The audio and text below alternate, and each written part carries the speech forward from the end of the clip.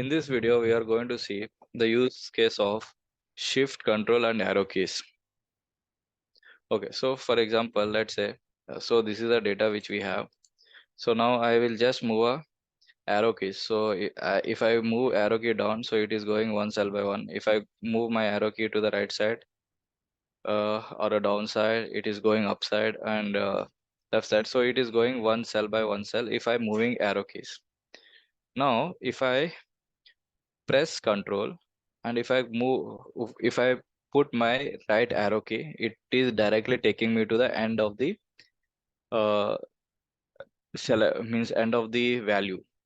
Okay, if I put again control key, press control key and down arrow, so it is taking me to the bottom value of the uh means bottom value where we have fill.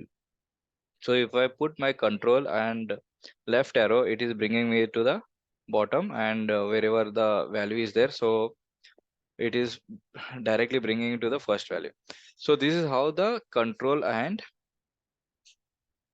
arrow keys works. So when I press control and if I put my right arrow, so it is directly taking me to the corner, right hand corner of the cell filled value.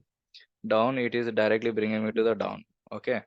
Now if I do shift and arrow key. So when I put shift and arrow key, it is selecting one cell by one cell.